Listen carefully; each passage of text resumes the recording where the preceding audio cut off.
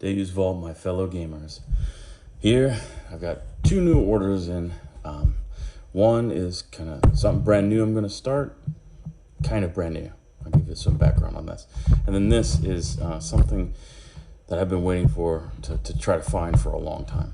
So let's open this. Is this one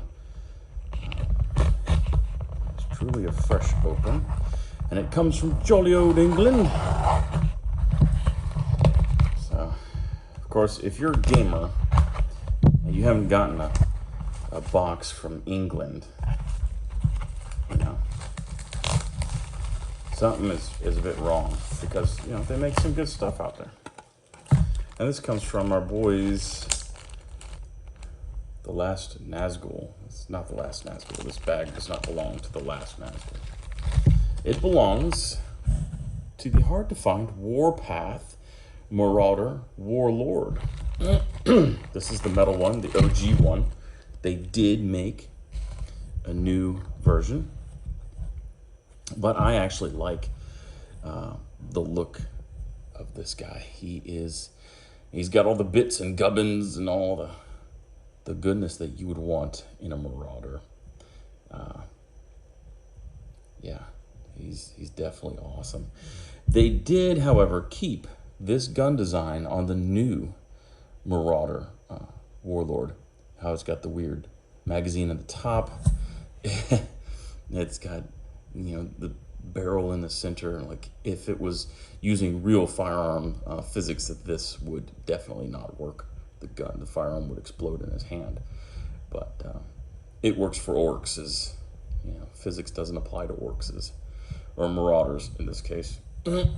So excellent. I have all the bits. What a fantastic head on this guy. Just an awesome dude. You know, and all metal. All metal is pretty righteous. He's got himself some Wolverine claws. Yeah, pretty gnarly. So it'll be exciting to clean him up. And this guy actually finally gives me a reason to paint my Marauders. You know, originally I didn't have any like impetuous to paint the Marauders. How the heck? Come on, show me your geometry. Ah, there it is. Awesome. So very good. The spike on the shoulder pad is killing my finger. Ow, dude. It's got one of those pieces of flash on it, makes it white. But how awesome is that, to get the little insert too? And yeah, that's a great piece. It stinks there's no Mantic point on this guy at all, but it's great that I've got this piece. What an excellent shop. This is red. Let me get the shop's name right. Boom, boom, boom, boom. No, okay, the Last Nazgul is, I guess, the eBay shop. Huh. Yeah. And this thing came in cheap, actually. It came in really cheap for, with postage and everything. The postage was more expensive than the model itself, to be honest with you. And I still spent under $20, I think. Yeah, so this model itself was very cheap. Couldn't be more excited with it. A full metal, gigantic model to go with my Marauders. Awesome. Now, this one, I did obviously cut it open, but this is the new flavor. Okay, an Atlas 2 for BattleTech. So,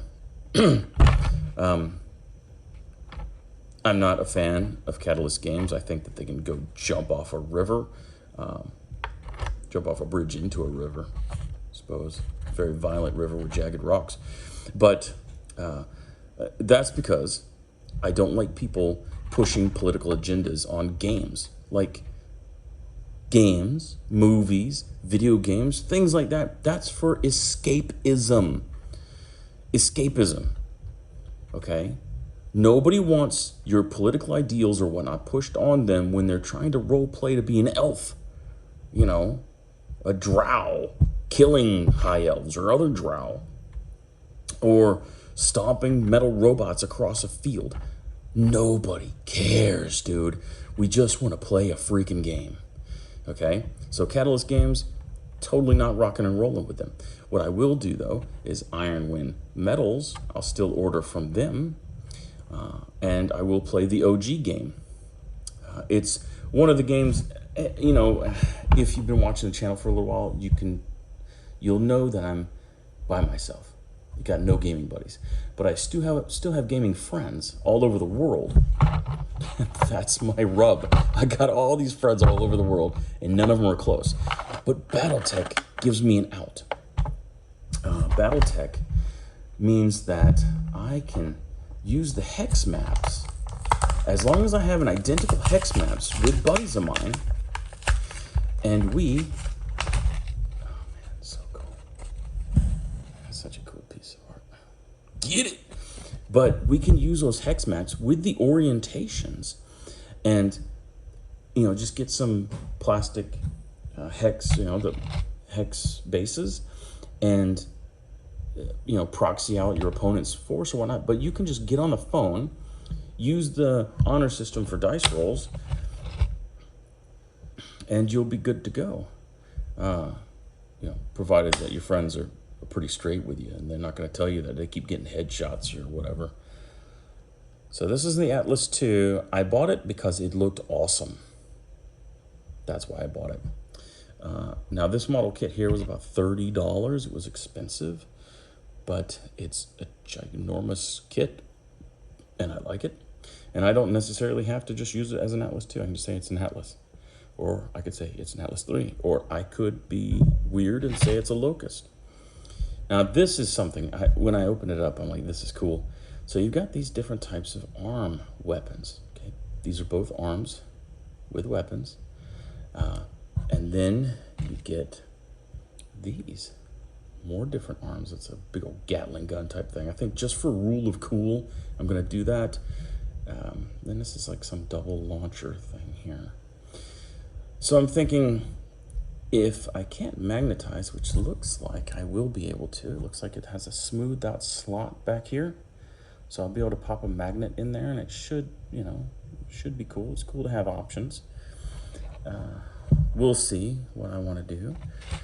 You got yourself a little hip section, crotchety crotch, right there. Ball joint, pretty cool. I can pose them how I want to, really. This is probably the shoulders here. That's what I would hazard the guess. Shoulders with ball joints. I love models with ball joints. It gives you the ability to change the way it looks, move it around.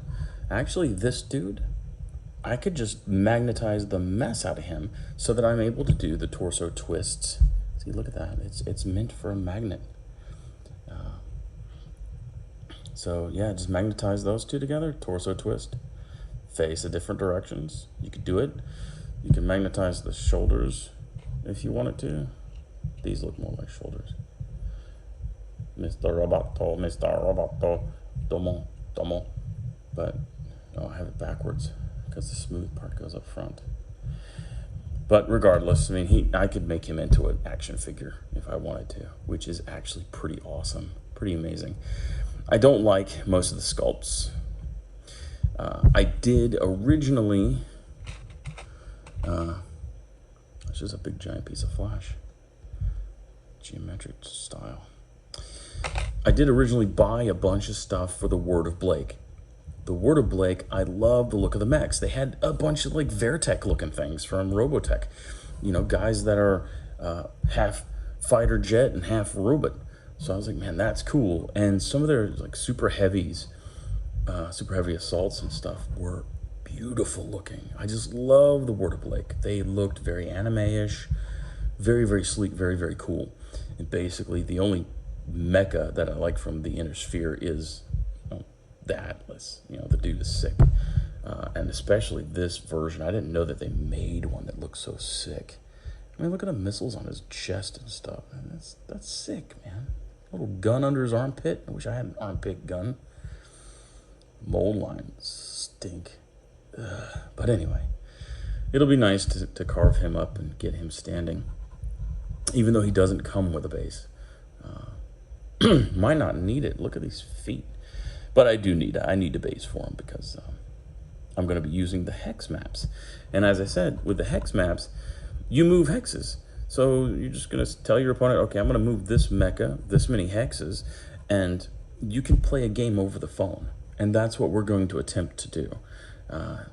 We're going to get the same style maps. Him and I both will orient them the same. And then he will have some mechs that then I can proxy. And see here, I have one of these left. It's from Reaper, the hex bases. What I was doing with these was I was making a whole mess of terrain. Let me see. And I was making hex terrain out of these because, and it took a while to glue those things and then lay them flat. Yeah, that one, I mean, it's taken some time, but you could put area terrain on here or whatnot. And I guess what I would do to match the map I have from Monday Night Gaming, I've got a map and it has little dashes for the hexes, but it's not oriented correctly. And, you know, my buddy doesn't have this type of area terrain or anything. We don't have the levels stacked up. So we'll just use the paper maps at first. And then what I could do is maybe I can make him a matching set of this type of terrain and stack them up as well. You know, I'm sure that there are some 3D printers out there that would gladly 3D print stuff. So as long as I've got the basis for it that would have this exact same footprint, then we could stack up whatever terrain on these and be perfectly good. But as I was saying, I could use these bases and just fight against empty bases. Just put over a little piece of tape on it, says, you know, this is a locust, this is a hatchet man or something like that, and then go for it. So yeah, like I said, I'm not a fan of Catalyst games. They can go jump off a cliff, but you know, BattleTech did perfectly fine for what, 50 plus years, almost 50 years. So yeah, I'm gonna go ahead and use the older rule set. I won't get all the new stuff like Ill Clan or anything like that, but they still had clanners. They still had that stuff. And you know, who needs new rules? Honestly, who needs the new toys? And when BattleTech was produced, they had a bunch of stuff. And actually, the Word of Blake stuff, that was not Catalyst Games. You know, Catalyst Games has yet to really thrill me. All they're doing is they're releasing crappy plastics in replacement of metals. They're new designs, sure, but they are crappy plastics. It's basically Restic. It's like rubbery stuff. It's not as firm as Restic, but it's very, very rubbery. So I'm choosing to go the other route. Old school 80s and metal miniatures. I think I'll start off with Inner Sphere because my buddy plays clanners. I'm going to be fighting against the Timberwolves, the Mad Cats, and all that junk. So, yay, I guess. I'm going to have lunchbox robots, and he's going to have these sleek-looking cockpit-type things. But we'll see how it goes. I just want to roll dice, honestly. So if BattleTech can give me the opportunity to do that, then I'll go with BattleTech. I don't have buddies near me, and you know, I don't know about going to gaming stores and meeting anybody. Like I really have an aversion to SJWs. You know, I don't need that in my life. Like, I just want to roll dice.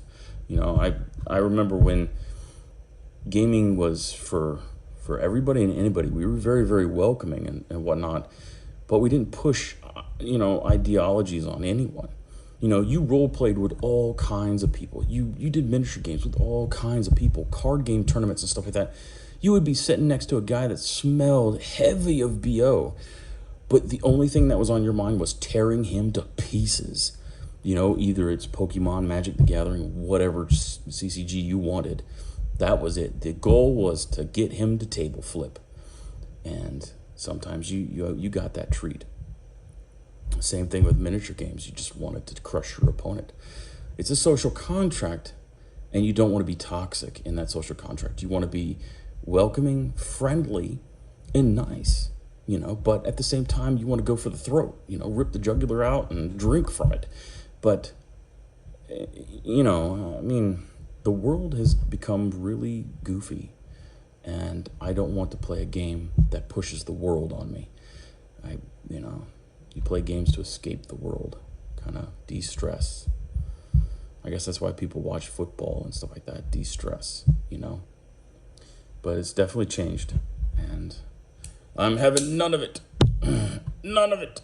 But anyway, you fine people, have a wonderful day. I'm going to keep you up to date.